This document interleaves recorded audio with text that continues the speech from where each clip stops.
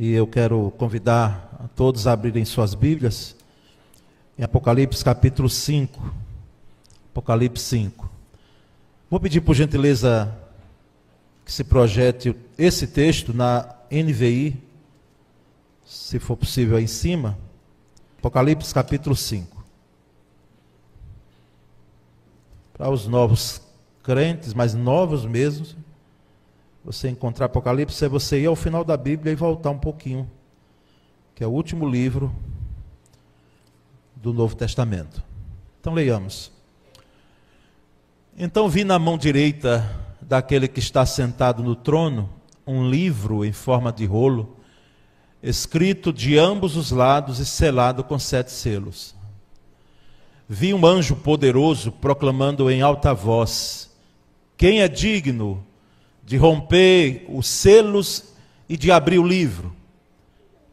Mas não havia ninguém, nem no céu, nem na terra, nem debaixo da terra, que pudesse abrir o livro, ou sequer olhar para ele. Eu chorava muito, porque não havia ninguém que fosse digno de abrir o livro e de olhar para ele. Então um dos anciãos me disse: não chores, eis que o leão da tribo de Judá, a raiz de Davi, venceu para abrir o livro e os seus 7 selos. Depois vi um cordeiro que parecia ter estado morto em pé, no centro do trono, cercado pelos 4 seres viventes e pelos anciãos. Ele tinha 7 chifres e 7 olhos, que são 7 Espíritos de Deus enviados a toda a terra. Ele se aproximou e recebeu o livro da mão direita daquele que estava sentado no trono. Ao recebê-lo, os 4 seres viventes e os 24 anciãos prostraram-se diante do cordeiro. Cada um deles tinha uma harpa e taças de ouro cheias de incenso, que são as orações dos santos. E eles cantavam um cântico novo: tu és digno de receber o livro e de abrir os seus selos, pois foste morto e com teu sangue compraste para Deus gente de toda a tribo, língua, povo e nação. Tu os constituíste reino e sacerdotes para o nosso Deus, e eles reinarão sobre a terra. Então olhei e ouvi a voz de muitos anjos, milhares de milhares e milhões de milhões. Eles rodeavam o trono, bem como os seres viventes e os anciãos. E cantavam em alta voz: digno é o cordeiro que foi morto de receber poder, riqueza, sabedoria, força, honra, glória e louvor. Depois ouvi todas as criaturas existentes no céu, na terra, debaixo da terra e no mar, e tudo que neles há, que diziam: aquele que está sentado no trono e ao Cordeiro, sejam o louvor, a honra, a glória e o poder para todo sempre. Os 4 seres viventes disseram: amém. E os anciãos prostraram-se e o adoraram. Amém. Glória a Deus, irmãos.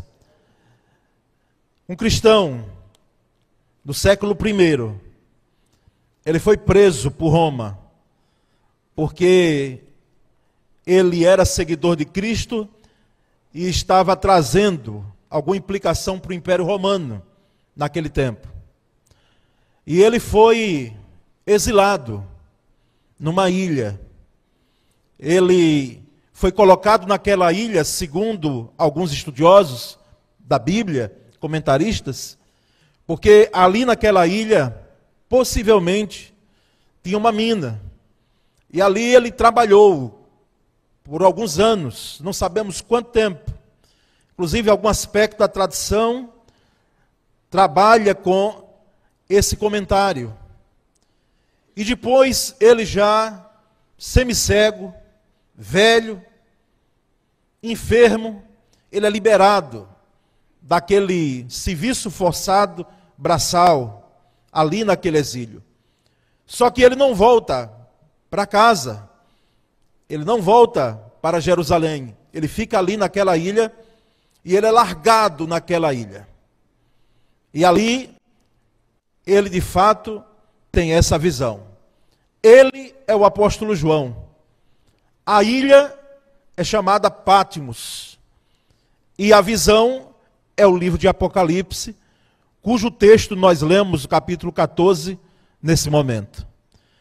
Meus irmãos, aqui nós temos a tríplice missão, segundo, e eu estou tomando emprestado, do reverendo Ronaldo Lidório, que é missiólogo, presbiteriano, também antropólogo, com pós-graduação nessa área, para me aproveitar desse tema, nesse capítulo que ele trabalha em um congresso, trabalhou em um congresso missiológico.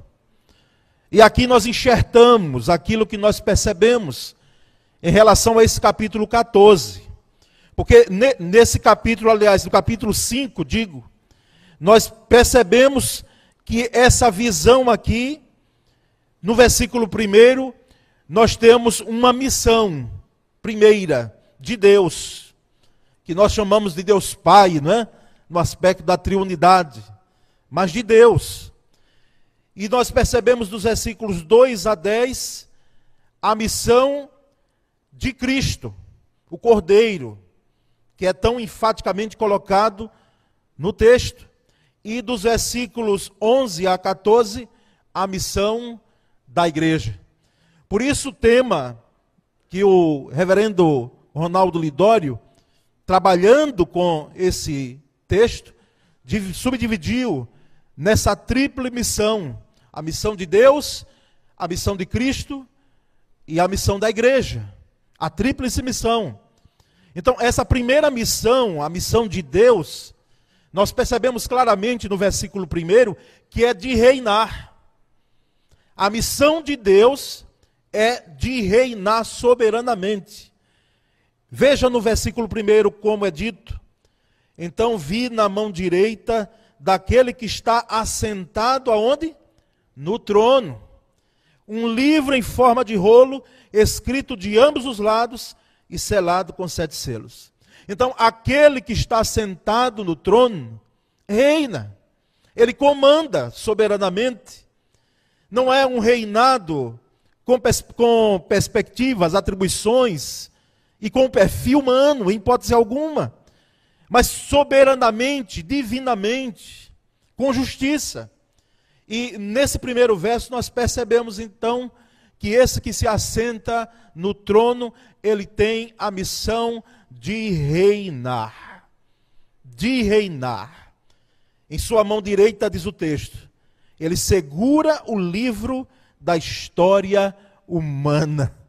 Esse livro nós não estaríamos forçando o texto em hipótese alguma, porque os comentaristas, muito mais de um, eles trabalham que livro é esse?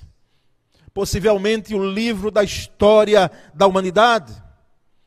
O livro do projeto desse Deus que se assenta no trono, que traçou essa linha maravilhosa para alcançar dentro dos seus projetos, dentro dos seus desígnios, a nossa vida por misericórdia e graça.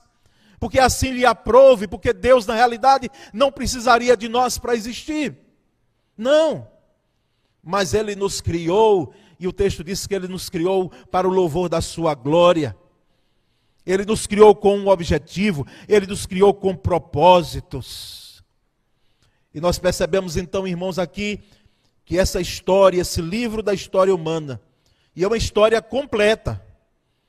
Completa por quê? Porque o livro, ele está escrito por dentro e por fora. Então dá a entender, segundo os estudiosos do Apocalipse, que esse livro, essa história desse livro, ela é completa, não há mais nada o que escrever. Ele já detém em sua mão a história de nossas vidas. Ele já detém em sua mão a história da sua vida, meu irmão. Ele já detém em sua mão a história do seu casamento.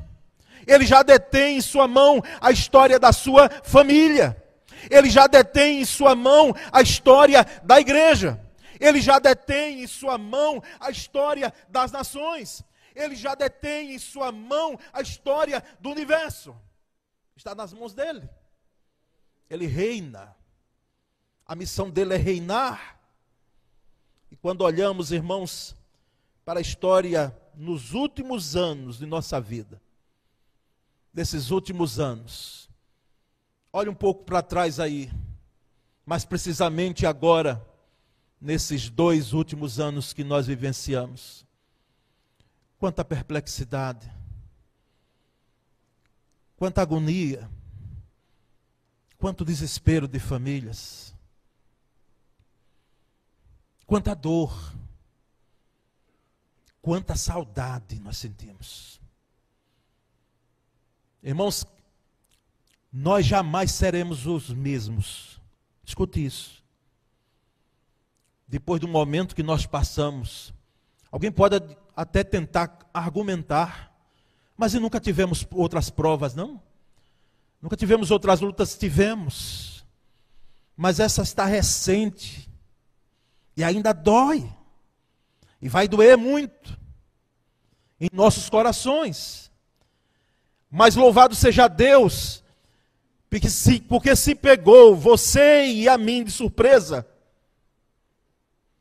assim como são os fatos da nossa vida, que nós não sabemos o que existe depois da curva. Não adianta ninguém dizer aqui, não, mas eu sei como vai ser. Não sabemos, não dominamos. O maravilhoso disso é que o Deus que reina e que se assenta no trono, ele não é pego de surpresa. Oh, glória a Deus! Porque ele não é pego de surpresa, nada o surpreende, ao contrário, ele sabe de todas as coisas. Ele detém o livro de nossas vidas na mão dele. Por isso que ele reina. A missão de Deus é reinar. Louvado seja Deus por isso. Ele jamais perdeu o controle. Jamais deixou de ser o dono da história. Jamais deixou de reinar. Por isso, no primeiro momento aqui, nesse capítulo 5 de Apocalipse, a missão de Deus é reinar. Ele reina. Ele reina. Mas nós temos a missão de Cristo. Dos versículos 2, pode passar o slide seguinte, 2 a 10. A missão de Cristo foi pagar o preço. Pagar o preço. Que preço? O preço de cruz. Por isso que o apóstolo Paulo, escrevendo aos Filipenses, capítulo 2, a partir do versículo 8 e diante, ele diz que Jesus, ele foi até a cruz por mim e por você. Preço de cruz. Ele sendo em forma de Deus, coisa que se devia até apegar, mas deixou de lado e foi até a cruz para pagar o preço. E nós percebemos, irmãos, então que a partir desse versículo 2 até o versículo 10, mas do versículo 2 até o versículo 4, você pode ver em sua Bíblia aí, que há uma perplexidade no céu, porque aqui João, ele não vê mais na terra. Os 3 primeiros capítulos, ou 4 primeiros capítulos de Apocalipse, ele tem a visão na terra. Ele vê uma igreja na terra. Ele fala as igrejas locais ali, Éfeso e as outras. Terminando com Laodiceia, na terra, a perspectiva terrena. Mas agora aqui ele já tem uma visão celestial no Apocalipse. E nós percebemos então que aqui o livro está na mão de Deus, entretanto esse livro está fechado, lacrado, selado. Ele está fechado. E na literatura judaica, um livro fechado quer dizer que a história não foi concluída. Não terminou. É preciso que ela termine, que ela seja concluída. Então, um livro lacrado dentro da literatura apocalíptica, que a história ainda não terminou. Ela ainda está em seu processo. E nós percebemos então que ninguém era digno de abrir aquele livro. Ninguém. Ali no céu, ninguém. E olhe que os irmãos viram a quantidade de anjos. Milhares de milhares e milhões de milhões. Mas nenhum deles, nem os 4 seres viventes, nem os 24 anciãos, tinham condições de abrir aquele livro, de quebrar os seus selos. Então nós percebemos uma perplexidade ali, nessa visão, nesse momento, no céu. E o ancião fala a respeito de um leão. O leão da tribo de Judá. Porque Jesus, ele é oriundo da tribo de Judá. Por causa de José. Mesmo na qualidade de padrasto, mas ali houve a junção da humanidade, junto com a divindade, os pais, Maria mais precisamente. Mas José entrando na história da vida de Jesus e participando. E Jesus é oriundo então dessa tribo, por isso que esse termo, leão da tribo de Judá. A força, e que inclusive é símbolo da tribo de Judá. Era um dos símbolos, dos estandartes das tribos de Israel, a tribo de Judá era o leão. Então aquele ancião diz, olha, o leão da tribo de Judá, não chore. O leão da tribo de Judá, ele é apto para abrir, para quebrar esses selos e abrir esse livro. Só que o texto, note bem na Bíblia, vá olhando na Bíblia por gentileza. Você vai perceber que João, quem sabe, procura esse leão. Mas o que é que ele vê? Ele vê um cordeiro. Ele vê ali um cordeiro e diz que esse cordeiro aí no texto era digno de abrir o livro.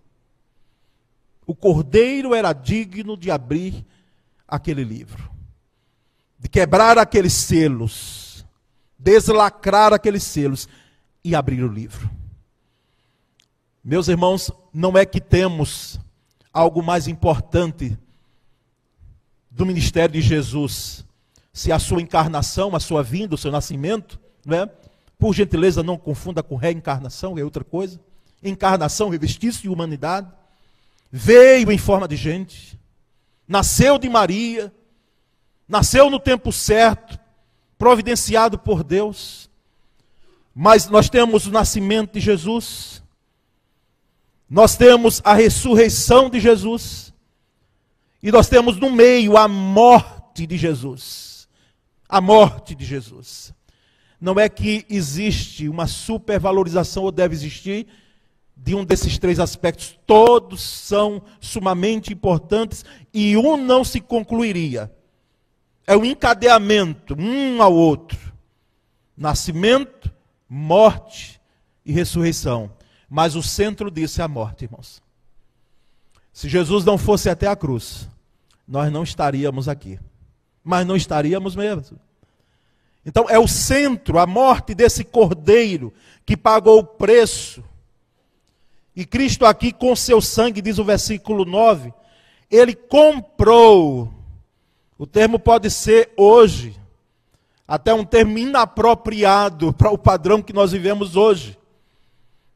De não a escravatura, mas quando esse texto aqui é escrito, quando João recebe a visão, estava vigente o regime da escravatura, que não tem muito tempo assim, que já foi embora. Ainda temos muito viva e as sequelas dela no seio das sociedades, inclusive nos esportes. E nós percebemos então aqui que essa compra nada mais é do que a redenção paga, o resgate pago. Ele pagou o preço. Então a missão de Cristo foi pagar o preço. E ele de fato pagou. E ele resgatou, ele redimiu. Gente de toda tribo, gente de toda língua, tribo, povo e nação. Ele redimiu. E é interessante notar que Jesus pagou o preço por pessoas de todos os segmentos. Todos. Porque se nós formos analisar aí, bebendo, daqueles que trabalham com o texto bíblico, o sentido dessas palavras, língua, povo, nação, tribo, na realidade a língua é idioma, ou seja, os idiomas diversos que nós temos no mundo. Que lá desde Babel, naquele episódio, se espalhou por a terra toda. As pessoas não se entendendo, e hoje nós temos idiomas que às vezes a gente pode até entender, como espanhol, alguma coisa. Mas outros que nós nem sabemos o que o outro está dizendo. Então Jesus resgatou gente de todo idioma, que são diversos, que nós temos hoje na face da terra. Jesus pagou o preço por toda a tribo. A ideia de tribo é a ideia de família. Ele pagou o preço por toda a família que habita na face da terra. A ideia de povo é a ideia de raça. Ele pagou o preço por todas as raças que existem hoje no universo. A ideia de nação é de etnia. Ele pagou, Cristo pagou o preço por todas as etnias que existem hoje no universo. Ele pagou o preço. Porque a missão de Cristo foi pagar o preço. A missão de Deus é reinar, não esqueça. É bom ter isso em mente. E a missão de Cristo foi pagar o preço. E aí nós temos um terceiro e último aspecto, que é a missão da igreja. A missão da igreja vai do versículo 11 em diante até o versículo 14 desse texto de Apocalipse. Nos versos 11 e 12, um grande coro, irmãos. Um grande coral. Um coral composto de milhões de vozes. Imagina, irmãos. Rodeavam o trono e cantavam em alta voz: digno é o Cordeiro que foi morto de receber poder, riqueza, sabedoria, força, honra, glória e louvor. Esse coral entoava milhões de vozes. Eu nunca ouvi. Eu já ouvi corais com 100 vozes. Como nós tivemos aqui no centenário, né? Corais de 100 vozes. Mas pense num coral com milhões de vozes, entoando em alta voz e afinados, sincronizados certamente, porque era coisa divina, saindo um som angelical maravilhoso, exaltando e glorificando esse Cordeiro que foi morto e a esse Deus que reina soberanamente no trono. Digno é o Cordeiro que foi morto de receber. Digno. Coisa linda, irmãos. Se você pode dizer, essa noite, pastor, eu queria também ver. Nós estamos indo, nós estamos caminhando para lá. Estamos indo, quem sabe, pela graça e misericórdia, vamos fazer parte lá. Aqueles que louvam, por isso que os pastores, nós falamos, e não é de brincadeira não, que lá eu penso que não haverá necessidade de ter pastor, não tem. Mas não vai ter mesmo, agora o louvor vai ter. E outras bênçãos mais, que o apóstolo Paulo disse que nem sequer nós imaginamos. Porque ninguém pense que no céu vai ser aquela coisa enfadonha, e a gente só louvando, só cantando. Não.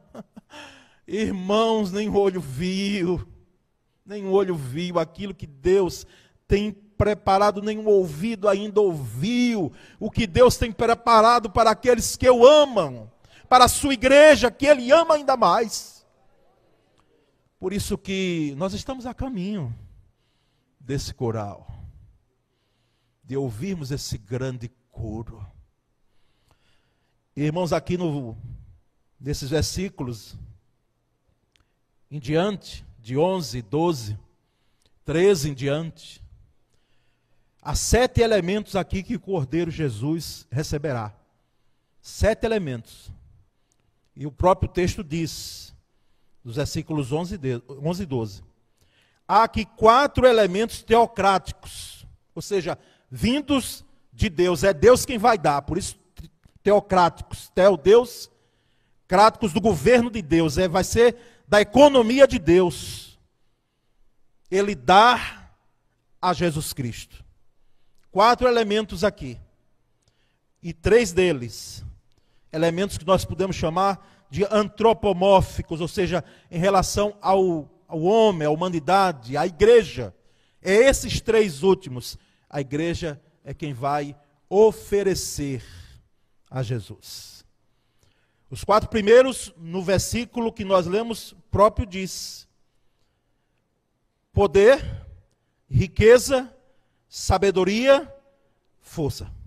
Esses 4, aquele que está sentado no trono diz: toma, meu filho amado, você que tem a mesma essência minha, e que é Deus também, toma agora esses 4 elementos, porque você é digno. E os 3 últimos: honra, glória e louvor. A igreja é quem oferecerá a Cristo. Não porque ele precisa. Um dia um irmão desse, eu disse há um tempo atrás aí, eu digo: irmãos, os irmãos sabiam que Deus não necessita da nossa adoração, e parece que aquilo mexeu com ele, e ele depois me procurou, depois do culto: pastor, o senhor disse que Deus não precisa da minha adoração. Eu disse: isso mesmo, meu irmão. O irmão ouviu muito bem. É isso aí. É desse jeito, como dizem alguns irmãos. É dessa forma mesmo. Ele disse: interessante isso. E não fui eu que cunhei essa frase, não, esse pensamento, isso é bíblico. Deus não necessita de nós, mas Ele nos fez para o louvor da glória dEle. E por isso que é da nossa essência, a essência do crente, do cristão, daquele que é lavado e remido pelo sangue de Cristo, de prestar louvor, de prestar serviço a esse Cordeiro, a esse Cristo. É da nossa essência, é da essência da igreja, e ai da igreja se ela perder, ai de mim e de você, se nós perdermos essa identidade. Por quê, irmãos? Porque deixaremos de ser igreja. Podemos ter uma catedral, podemos ter a melhor música, podemos ter os melhores pregadores mais eruditos, que possam usar a língua portuguesa de forma tão maravilhosa. Podemos ter uma estrutura que as pessoas possam olhar e passar e dizer: mas que coisa bela! Como eu já ouvi aqui em culto de formatura, às vezes alguém passando lá não entrou, mas nesse dia foi a formatura aqui, e ela entrou, ela disse: meu Deus, a gente passando aí, a gente não tem ideia, que igreja linda! E eu doido que ela dissesse: oh meu Deus, que não pare só na igreja linda, que ela diga que ela foi tocada pela palavra e pelo louvor que foi entoado aqui nessa formatura. E eu fiquei naquela perplexidade, irmãos, torcendo, e na agonia.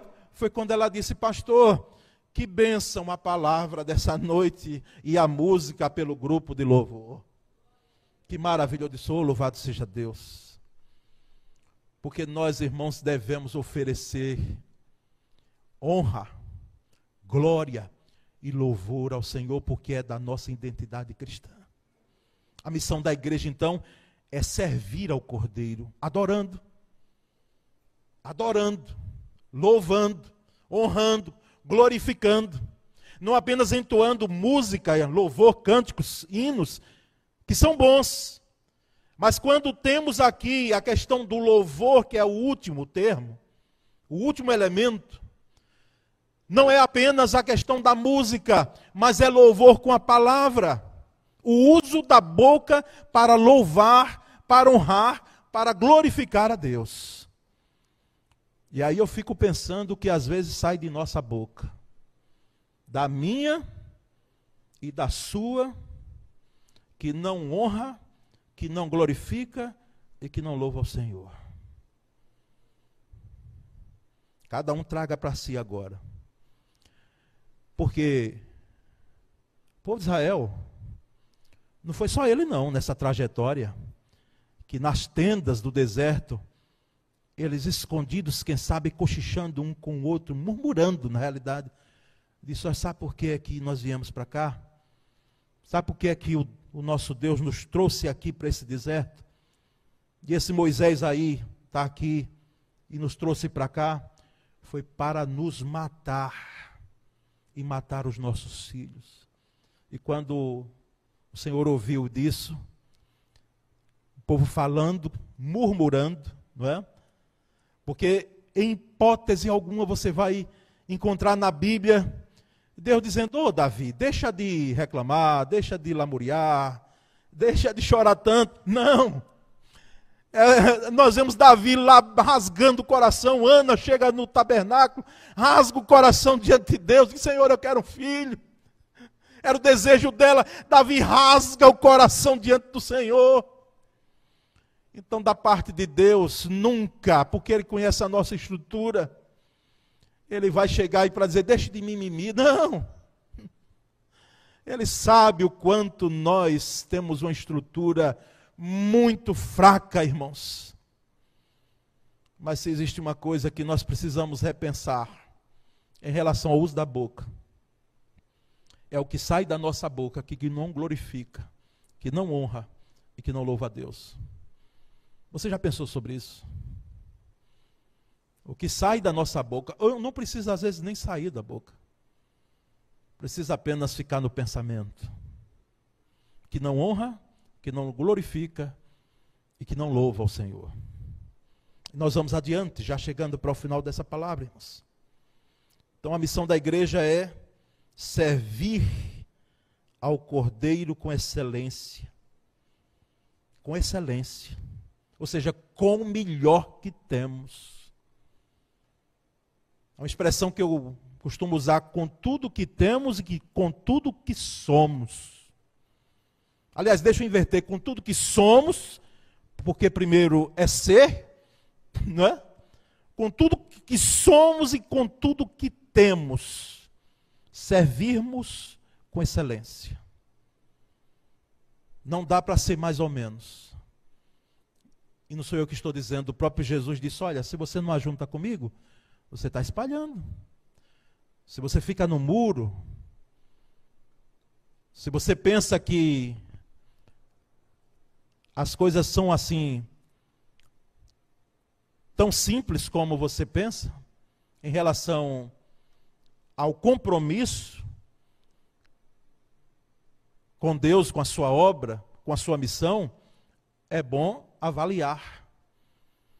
Porque nós não devemos oferecer menos do que aquele que está sentado no trono merece.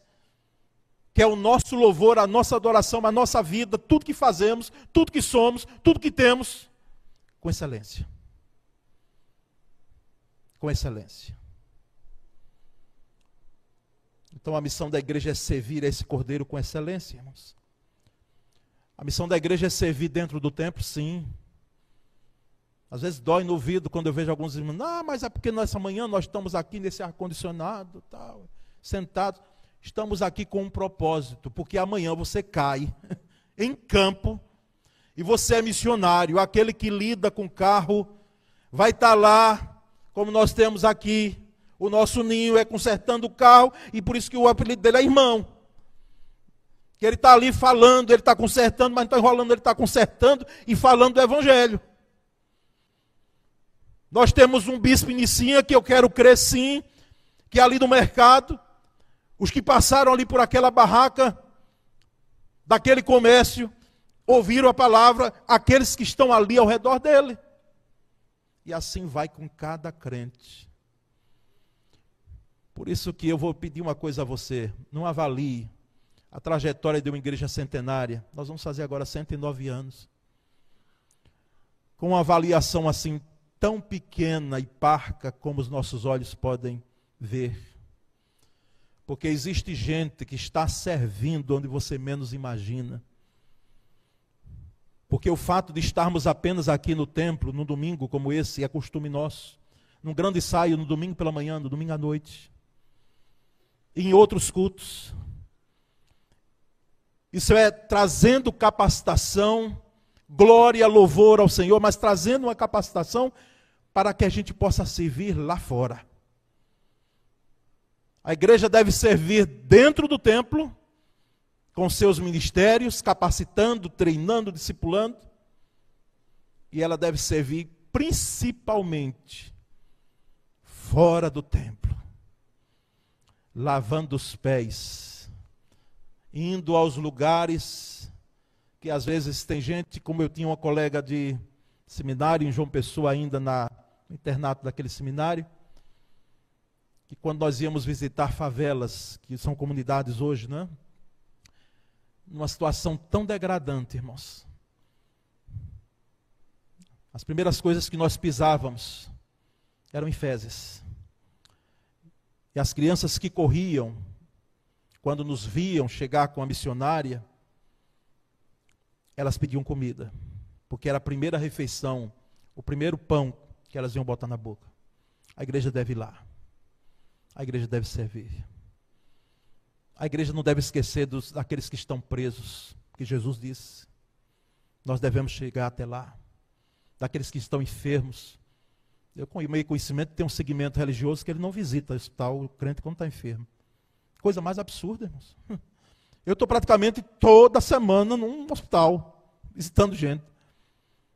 Mas por que se crê que crente não adoece? E se adoece é porque está em pecado.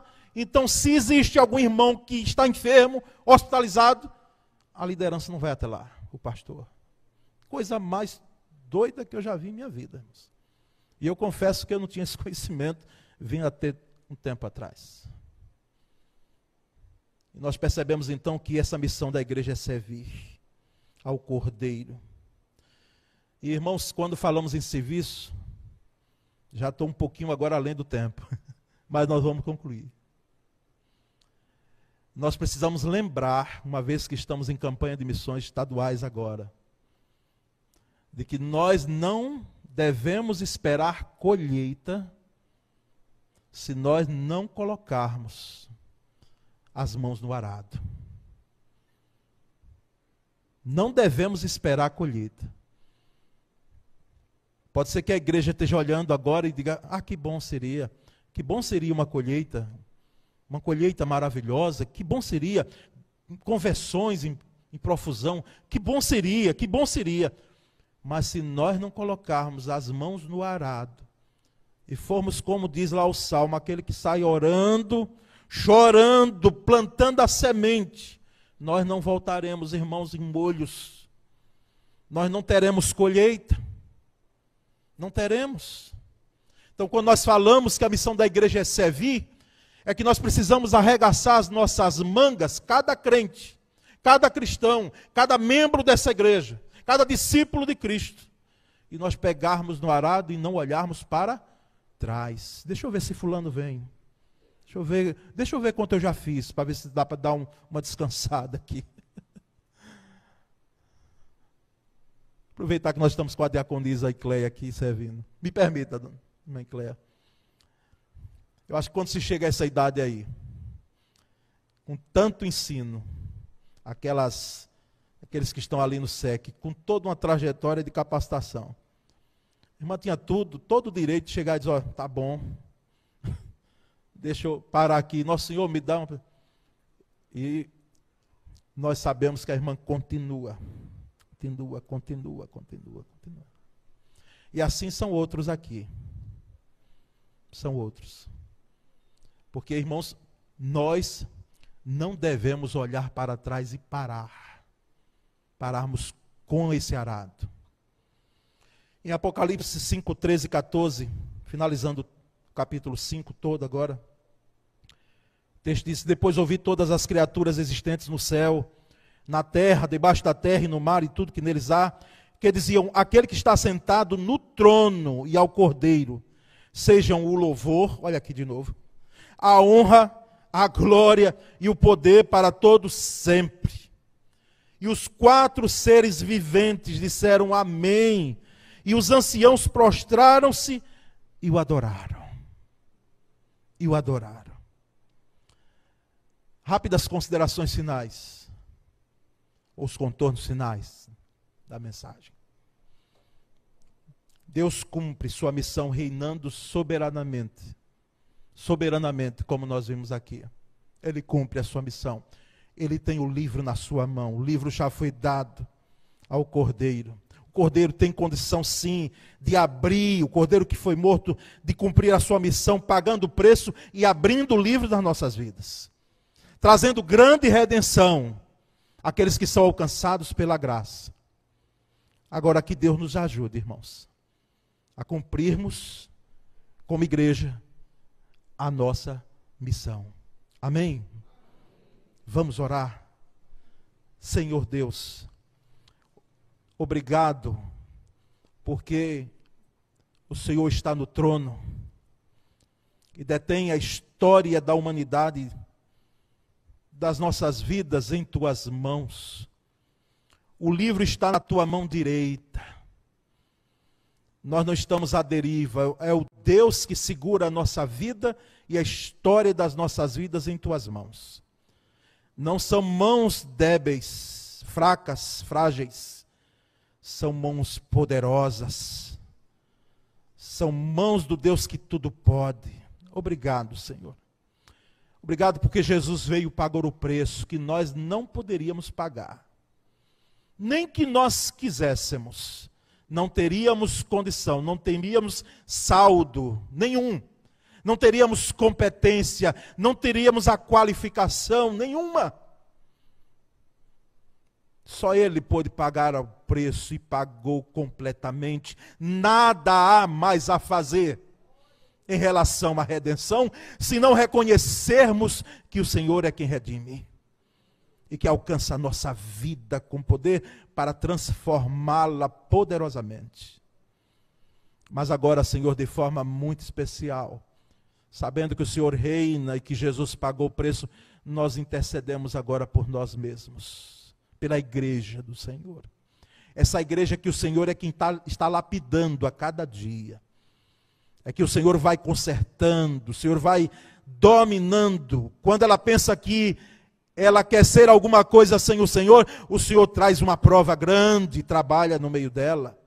É a igreja, no âmbito planetário, que o Senhor tem feito com que ela esteja sendo adornada para aquele grande e glorioso dia. Nós oramos, Senhor, para que possamos cumprir nossa missão de servir. Servir ao Cordeiro que foi morto. Servir ao nosso Senhor com alegria, com tudo que nós temos, darmos tudo o que somos para servi-lo, Pai. Essa é a nossa oração. Nós a fazemos em nome de Jesus. Amém.